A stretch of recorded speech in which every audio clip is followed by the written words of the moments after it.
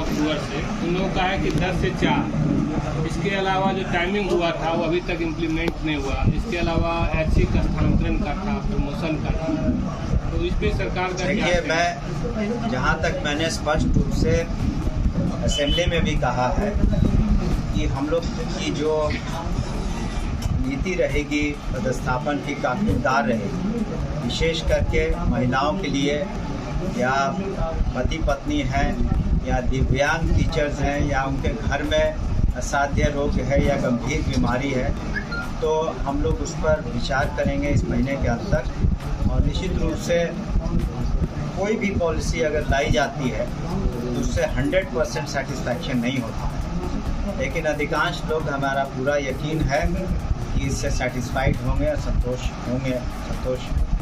करेंगे।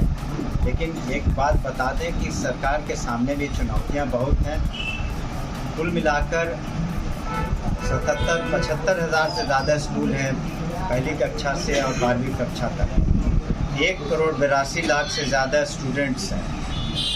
1 करोड़ 10 लाख से ज़्यादा मिड डे मील जो मध्याह्न भोजन है सभी को कराया जाता है। और इंफ्रास्ट्रक्चर इत्यादि, या इस बार आपने देखा होगा कि समय पर 10 अप्रैल तक सभी को किताबें मिल गई, स्कूल किट मिल गया, पढ़ाई हो रही है। आप आम नागरिक सभी पूछ रहे हैं, अधिकांश टीचर अब टर्न अप कर रहे हैं ससमय, तो सभी शिक्षकों को ससमय प्रथम सप्ताह में तनख्वाह मिलती है। तो बहुत कुछ सरकार ने माननीय मुख्यमंत्री के निर्देश पर और उनके कहने पर बहुत कुछ सुधार हुआ है शिक्षा में। और आपको बताना चाहेंगे कि शिक्षा विभाग 20% से ज़्यादा बजट शिक्षा का है, कुल बजट का 2,73,000 से ज़्यादा कुछ बजट है पूरे सरकार का, जो वार्षिक बजट है। उसमें से 52,000 करोड़ से ज़्यादा शिक्षा विभाग का बजट है, 20% से ज़्यादा। तो माननीय मुख्यमंत्री के नेतृत्व में सबसे ज़्यादा शिक्षा विभाग पर हम लोग ध्यान दे रहे हैं। जहाँ तक आपका प्रश्न है टाइमिंग का, तो वो हम लोग के संज्ञान में है, लेकिन जो राइट टू एजुकेशन एक्ट है उस पर भी ध्यान देने की आवश्यकता है कि कितने घंटे पढ़ाई अनिवार्य है हर एक विद्यालयों में। और अभी कोई परेशानी किसी को नहीं है।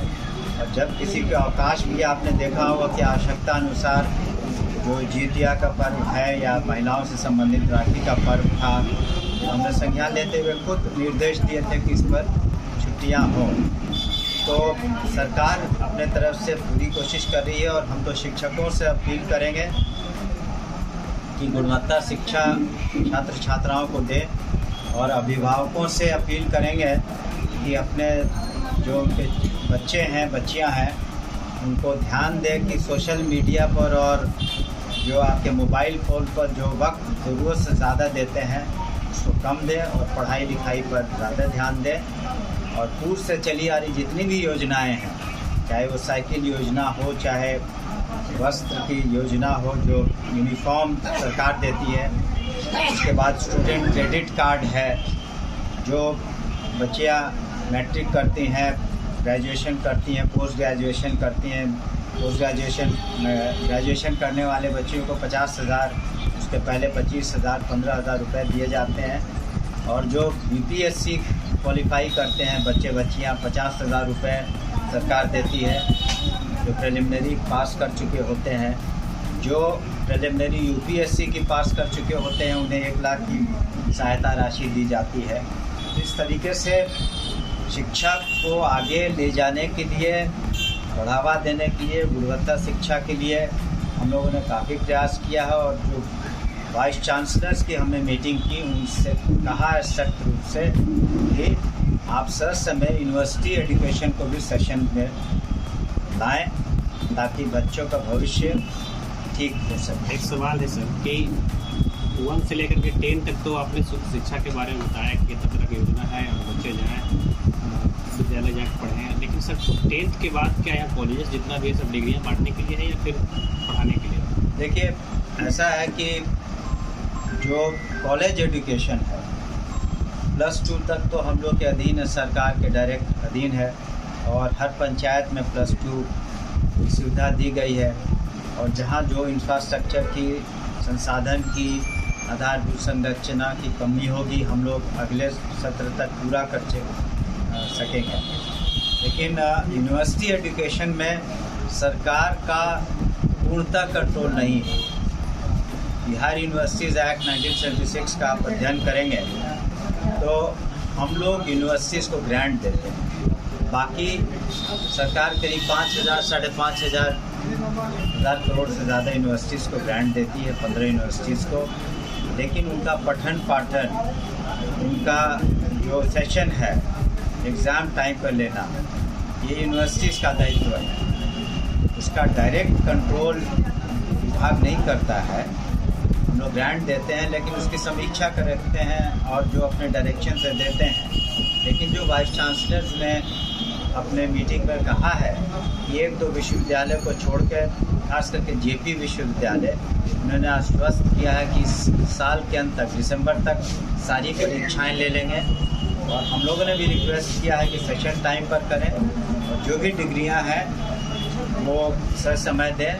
और यहाँ तक कि हमने उनसे अनुरोध किया है कि आप प्रोफेशनल और वोकेशनल कोर्सेज को इंट्रोड्यूस करिए और इंडस्ट्री के साथ इंटरफेस रखिए, ताकि अधिक से अधिक जो बच्चे ग्रेजुएशन करते हैं उनका प्लेसमेंट हो सके। एक कमी रही है, बात हम मानते हैं कि जो शिक्षकों की संख्या काफ़ी हो गई, उसको रैशनलाइजेशन करने की ज़रूरत है। यानी जहाँ स्टूडेंट्स हैं उसके अनुपात में शिक्षक हैं। एक वक्त था कि करीब 60 स्टूडेंट्स पे एक शिक्षक थे, वो घट करके वो रेशियो करीब 33-34 आ गया। तो शिक्षकों की संख्या धीरे धीरे काफ़ी बेहतर हुई है और हम लोग नए अध्यापक और प्रधान शिक्षक भी आने वाले हैं। लेकिन जो शिक्षक अभी हैं, संख्या है, उसका हम लोग रैशनलाइजेशन करके आवश्यकता अनुसार उसमें सुधारना है। क्योंकि +2 जितना हुआ है नहीं, वही तो मैं कह रहा हूँ कि वो जो पोस्टिंग होगी तो इसमें ध्यान रखा जाएगा कि स्टूडेंट्स के अनुपात में शिक्षकों की संख्या ठीक हो। कई ऐसे भी स्कूल्स हैं जहाँ स्टूडेंट्स कम है, शिक्षक ज़्यादा है, तो उन सभी को ठीक करके रैशनलाइज करके थोड़ा वक्त लगेगा, लेकिन हम समझते हैं महीने भर के अंदर इसको करना। शिक्षकों का कैलेंडर एक हुआ था कि अगस्त में, हर साल अगस्त में शिक्षकों का कैलेंडर जारी हुआ बहाली को लेकर के। तो एक कैलेंडर, देखिए बहाली तो जितनी हुई है, नियुक्तियाँ पूरे देश में एक दिन में नहीं हुई, जहाँ 2 लाख की बहालियाँ पूरे माननीय मुख्यमंत्री के कर कमलों के द्वारा निर्देश पर जो हुआ, एक दिन में इतनी बहालियाँ पूरे देश में नहीं हुई हैं। और शिक्षा विभाग ने लाखों बहालियाँ की हैं और कुछ पाइपलाइन में है, जो हमने कहा प्रधान शिक्षक और प्रधान अध्यापकों की, कंप्यूटर टीचर्स की, तो हम लोग उस पर ध्यान दे रहे हैं। लेकिन अब शिक्षकों की कमी नहीं है, जो एजेंसी उसको कर रही है। सभी जो सक्षमता पास की जो प्रक्रिया है उसमें 5 चांसेस दिए गए हैं। लेकिन इतना ज़रूर बता दें कि जिनकी जो सर्टिफिकेट्स हैं, काउंसलिंग के दौरान पता चलेगा कि सर्टिफिकेट सही नहीं है, तो मौका ज़रूर देंगे। लेकिन अगर जाली सर्टिफिकेट है तो उनकी तो आगे की फिर वो अपनी नौकरी में नहीं रह पाएंगे। सर एक सवाल है नवादा के लिए स्पेशल कि लड़कियां चांद पे जा रही है, या यहाँ सर साइंस की पढ़ाई होती थी पहले +2 के बाद, तो उसके बाद सर वो निरस्त हो गई, अभी तक नहीं हुआ। देखिए कुछ कॉलेजेस से हम लोग की डिमांड, एक ही कॉलेज है सर नहीं, कुछ कॉलेजेस से हम लोग की डिमांड आई थी। हमें याद है कि कल जेपी यूनिवर्सिटी से वहाँ के वाइस चांसलर साहब ने रिक्वेस्ट किया था कुछ कोर्सेज के लिए। तो यहाँ भी जब डिमांड अगर होगी तो उसका जरूर हम अध्ययन करेंगे और ज़रूर कोशिश करेंगे कि यहाँ रिस्टोर हो सके साइंस की पढ़ाई। और आप लोग से भी आग्रह होगा कि इस तरह की कोई बात हो तो मेरे संज्ञान में लाएं, हम उसमें त्वरित कार्रवाई करें।